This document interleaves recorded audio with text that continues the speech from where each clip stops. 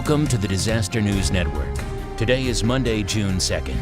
Good afternoon. The top story again, of course, is the dangerous storm steaming ahead for the East Coast, and we find our nation's capital under a hurricane warning.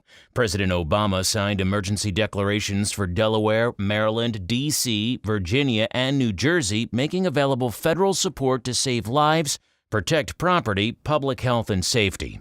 Currently, Cruella has wind speed of 133 miles per hour, making that a dangerous Category 4 hurricane. Landfall is now anticipated along the Virginia, Maryland, and Delaware coasts, and evacuation orders are in place. If it comes ashore where predicted, it does look like the district will get hit with hurricane-force winds as strong as 120 miles per hour. That threat, and the already heavy rains and localized flooding, shut down the federal government today and will again tomorrow. President Obama is addressing FEMA to discuss storm preparations, and we're going to cut away to that now.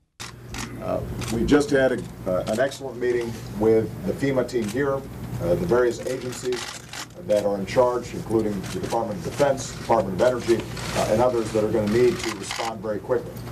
Under Craig Fugate's leadership here at FEMA, we've had a chance to talk to the regional officials as well, and I just had a phone call with the governors of potentially impacted states, as well as some of the major cities in the region.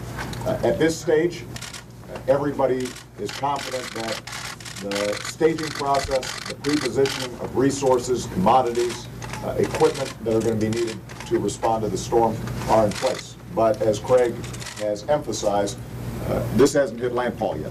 So we don't yet know where it's going to hit, where we're going to see the biggest impacts, and that's exactly why it's so important for us to respond big and respond fast as local information starts coming in. So, in summary, the president emphasized that this storm requires an abundance of caution and preparation. With a possible Category 2 hurricane impacting the District of Columbia, Janice is here to fill us in on what's happening there.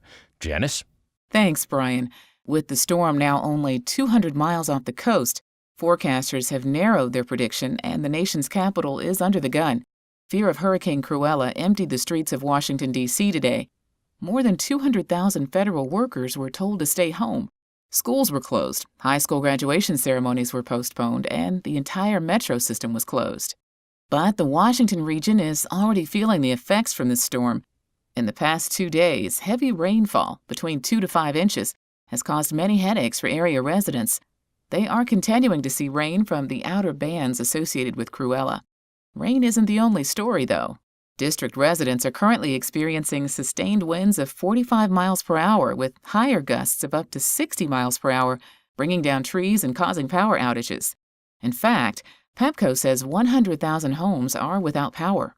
Hundreds of utility repair trucks and crews have been brought in and pre-positioned, but can only begin the repair work after the storm subsides.